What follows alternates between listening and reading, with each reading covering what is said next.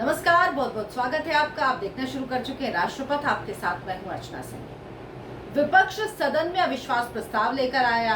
प्रधानमंत्री ने उस अविश्वास प्रस्ताव का जवाब दिया। 2 घंटे 12 मिनट बोले हैं पीएम। लेकिन वाकई विपक्ष सोच रहा होगा कि क्यों अविश्वास प्रस्ताव लेकर आए। मैंने पहले ही कहा था कि एक ऐसे दांव के साथ विपक्ष जीत की उम्मीद कर रहा है जिसमें उसे भी पता है उसकी हार तय है, और हार सिर्फ आंकड़ों के लिहाज से नहीं बल्कि बातों के लिहाज से, जो वार पलटवार किए जाएंगे, जिस तरह से बीजेपी बोलेगी और जब प्रधानमंत्री नरेंद्र मोदी बोलेंगे उसके बाद तो विपक्ष के पास कोई रास्ता नहीं बचेगा और विपक्ष के पास सिर्फ एक ही रास्ता होगा कि वो वॉकआउट कर ले। आखिर कितना सुनती कांग्रेस पार्टी, कहां तक सुनती। राहुल गांधी तो कल 35 मिनट बोले, और क्या बोले ये वही जाने, जिसमें 20 मिनट तो वो अपनी भारत जोड़ो यात्रा का ही गाना गाते रहे। लेकिन प्रधानमंत्री ने शुरुआत की, बहुत आराम से अपनी बात की, और एक एक हमला इतना तीखा, इतना पैना और बिल्कुल निशाने पर, कांग्रेस पार्टी पर और खासतौर पर गांधी परिवार पर इससे पहले प्रधानमंत्री ने कभी इतना सीधा हमला नहीं किया, इतना सीधा बात नहीं किया, डायरेक्ट अटैक ऐसा नहीं किया। जो आरोप लगाए गए थे उनका ऐसा ऐसा जवाब मिला कि विपक्ष सुन नहीं पाया, बेचैन हो गया और आखिरकार सदन से उठकर चला गया। हालांकि होना ये था ही, अगर इतने हमले नहीं होते, इतना चुभता नहीं, प्रधानमंत्री न चीखे न चिल्लाए। राहुल गांधी को आपने कल देखा होगा क्या टोन थी उनकी, किस तरह से सदन में चिल्ला रहे थे। बहुत आराम से अपनी बात कही। मैं हमेशा इसी बात की पक्षधर हूं कि अपनी बात कहने के लिए अगर आपके पास तथ्य हैं और अगर आपको कहना आता है तो आपको ना भाषा की मर्यादा तोड़ने की जरूरत पड़ती है, ना आपको चीखने चिल्लाने की जरूरत पड़ती है।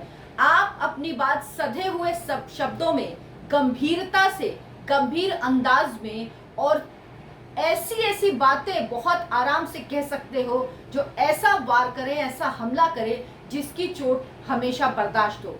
कांग्रेस पार्टी पर, गांधी परिवार पर, कांग्रेस पार्टी गांधी परिवार आप एक ही मानिए, क्योंकि गांधी परिवार को अगर कुछ कहा जाएगा तो ये समझ लीजिए पूरी कांग्रेस पार्टी तिलमिला जाती है।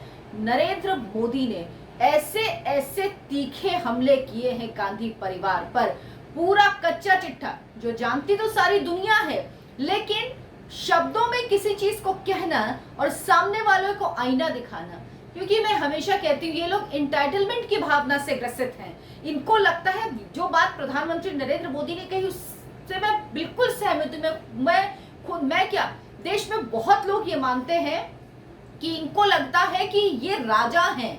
उन्होंने ये बात खुद कही प्रधानमंत्री ने कि आज के समय के राजा, उनको ये लगता है कि एक गरीब का बेटा या एक गरीब व्यक्ति या एक आम व्यक्ति किस तरह से यहाँ पर आकर बैठ गया। लेकिन ये हमारी जनता, इस देश के नागरिकों की शक्ति है, और वाकई ये शक्ति आप लोगों ने ही दी है कि प्रधानमंत्री नरेंद्र मोदी ने ऐसे ऐसे क्या क्या कहा।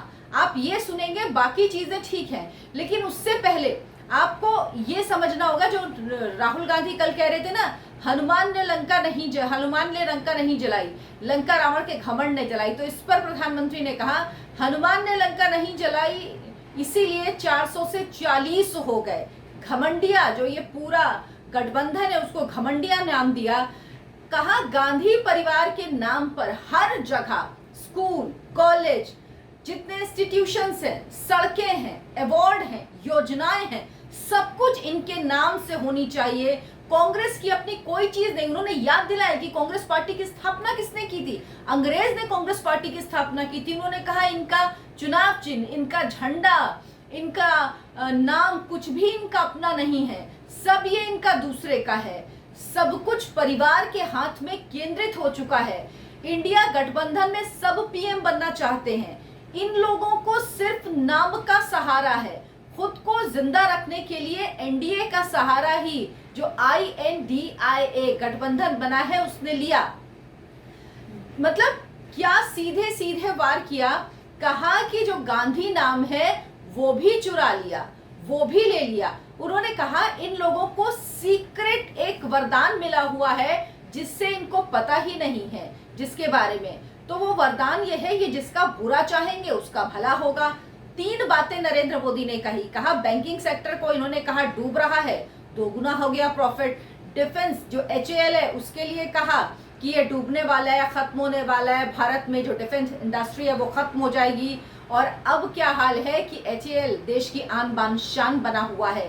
LIC के लिए कहा वो डूब रहा है, और जिस कंपनी को ये गाली देते हैं वो कंपनी या वो लोग उभरते जाते हैं। उन्होंने कहा LIC इस वक्त इतना मजबूत है। और तीसरी बार उन्होंने कहा हमारे तीसरे कार्यकाल में 2-3 बार नरेंद्र मोदी ने इस बात का जिक्र किया है। और याद रखिएगा, ये बात कहने के लिए कोई भी कह सकता है, लेकिन जिस कॉन्फिडेंस से वो कहते हैं नरेंद्र मोदी ये बात, वो साफ दिखाता है कि उनके कॉन्फिडेंस की वजह कोई हवा हवाई नहीं है। उन्हें पता है, उन्हें देश के लोगों पे भरोसा है, उन्हें अपने काम पर भरोसा है, और इसीलिए उन्हें लगता है कि वो वापस आएंगे और तीसरा टर्म और आएंगे ही। आज जो अविश्वास प्रस्ताव रहा, ये प्रस्ताव लाकर नरेंद्र मोदी ने वही बात कही जो मैं आपको पहले वीडियो में बता चुकी हूं। उन्होंने कहा कि ये प्रस्ताव लाकर आपने अविश्वास जाहिर किया, उससे कोई फर्क नहीं पड़ा क्योंकि जनता को विश्वास है, लेकिन आपने हमें हमारी बातें कहने का मौका दे दिया। वाकई इतने विस्तार से 2024 के पहले अभी तक सरकार क्या क्या कर पाई है, देश कहां से कहां पहुंचा है, सिर्फ ये नहीं बताया, कंपैरिजन किया, बताया कि इतिहास में आप लोगों ने क्या किया था। नॉर्थ ईस्ट, मणिपुर के नारे लग रहे थे।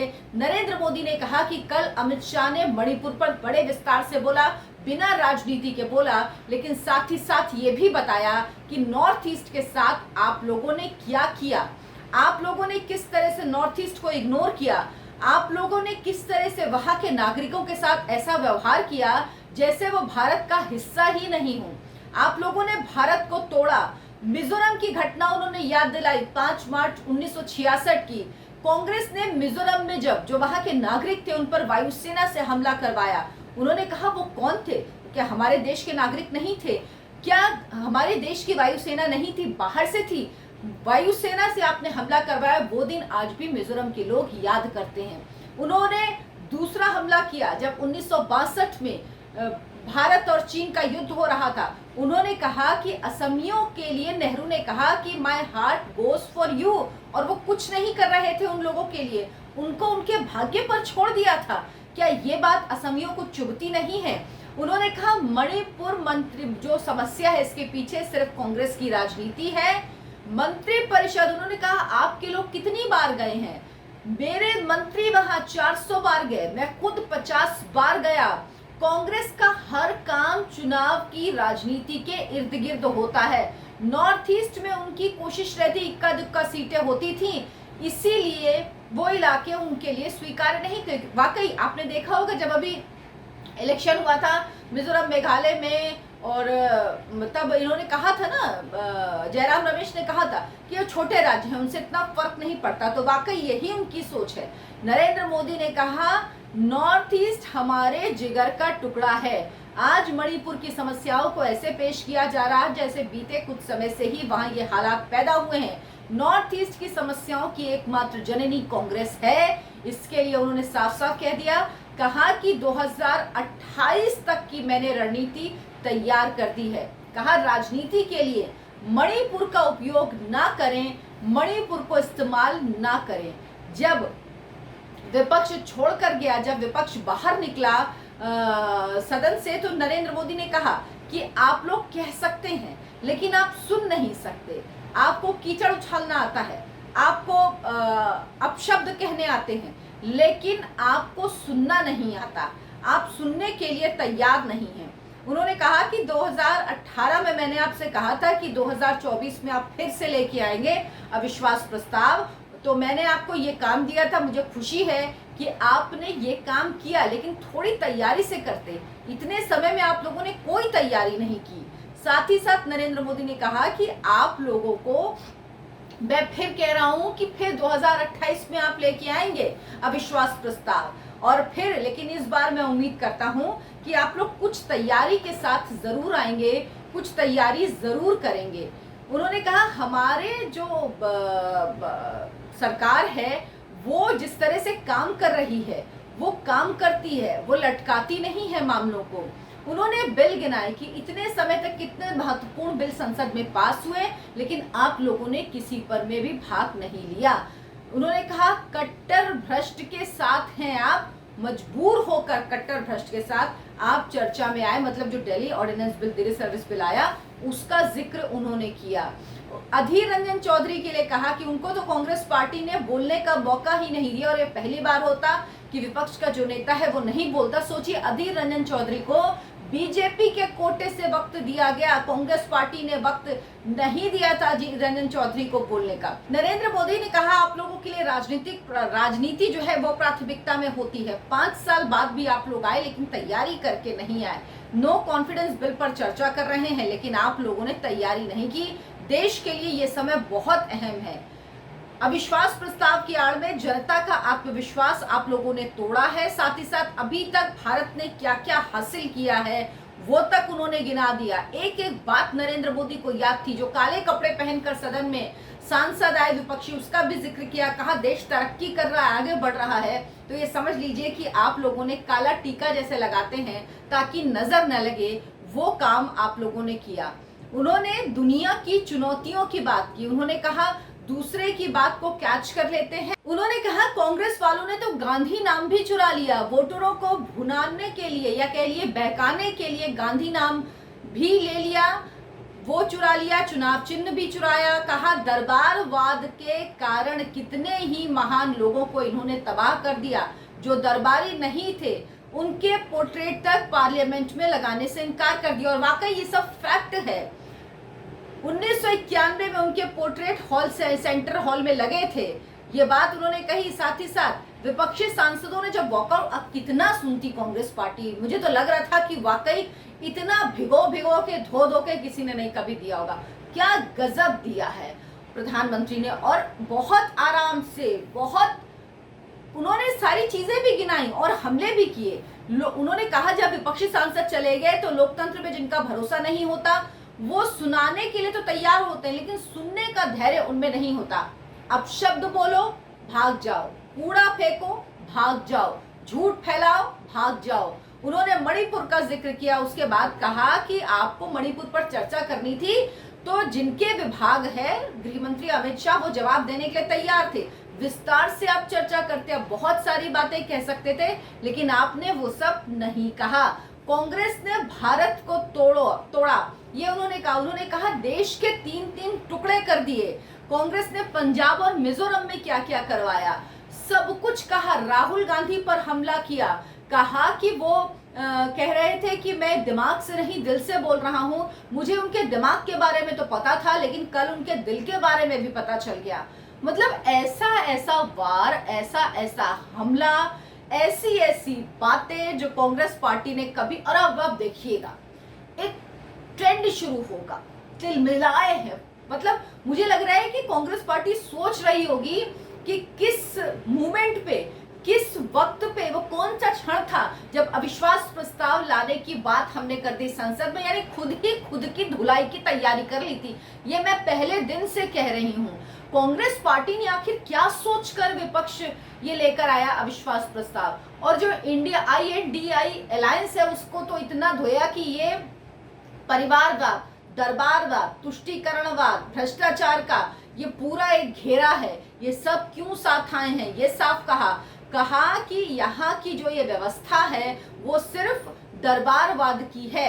उन्होंने कहा अभी ये सब एक साथ हाथ मिला रहे हैं लेकिन अगर हालात बदलेंगे तो तुरंत हाथ में चाकू आ जाएगा। और ये बात आप देखते भी रहते हैं क्योंकि ये सारे गठबंधन, मतलब उन्होंने कहा कि बंगाल में कैसे होगा गठबंधन, आप क्या करेंगे बंगाल में, बंगाल में कांग्रेस है नहीं। कांग्रेस को एक एक जगह लेकर गिनाया कि आपकी स्थिति क्या है, आपकी परिस्थिति क्या है, आप कहां पर हो। क्या जिक्र किया उन्होंने, कहा जिनके जन्मदिन पर हवाई जहाज में केक काटे जाते थे, कभी इनके जन्मदिन पर हवाई जहाज में केक काटे जाते थे, अब उसी हवाई जहाज में गरीबों के लिए वैक्सीन जाती है। कभी हवाई जहाज से इनके ड्राई क्लीन के लिए कपड़े जाते थे, आज उसी हवाई जहाज में हवाई चप्पल पहने हुए लोग जाते हैं। कभी छुट्टी के लिए नौसेना का युद्धपोत का इस्तेमाल किया जाता था, आज वही युद्धपोत दूर देश में फंसे भारतीयों को लाने के लिए जाते हैं। आज के राजा बन गए हैं आज के राजा हैं, जो आज के राजा हैं वो गांधी परिवार पर था। उन्हें गरीब का बेटा किस तरह से प्रधानमंत्री बना है ये बर्दाश्त नहीं हो रहा।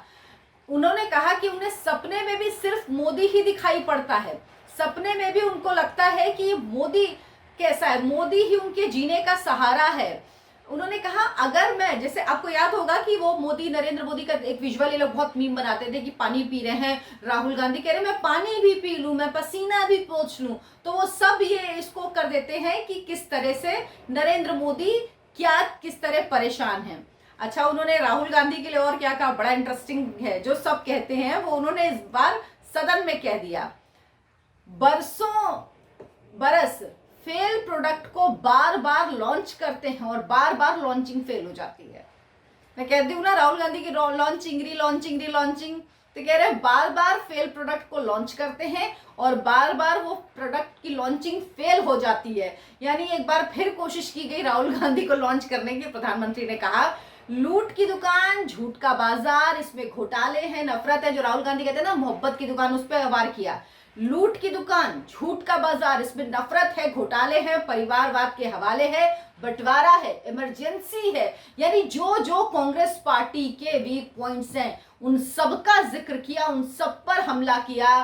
सुनते सुनते विपक्ष बीच में भाग गया, उससे बर्दाश्त नहीं हुआ, कांग्रेस पार्टी सुन नहीं पाई। आधे से ज्यादा वक्त तक राहुल गांधी थे नहीं, बीच में राहुल गांधी आए सदन में, लेकिन उसके बाद विपक्ष ने वॉकआउट कर दिया, कुछ ही लोग बचे। फिर अविश्वास प्रस्ताव पर ध्वनिमत से वोटिंग हुई, जो कि अगर वो लोग होते तो भी, नहीं है तो भी, जीतना तो सरकार को ही था और सरकार जीत गई, अविश्वास प्रस्ताव गिर गया। और फिर मोदी ने कहा है 2028 में अविश्वास प्रस्ताव लेकर आइएगा, लेकिन अगली बार कम से कम पूरी तैयारी करिएगा। मैंने 2018 से 2023 तक आपको 5 साल दिए, लेकिन आपने कोई तैयारी नहीं की, बड़ा डिसअपॉइंट किया है जनता को। तो अगली बार कम से कम इतना तो काम कर लीजिएगा, इतनी तो मेहनत कर लीजिएगा कि जनता को ये लगे कि हाँ आप विपक्ष में बैठने लायक तो हैं, नहीं तो आप जनता का भरोसा वो भी खो चुके हैं। मेरे इस वीडियो को लाइक करें, शेयर करें और चैनल को सब्सक्राइब जरूर कर लें। नमस्कार।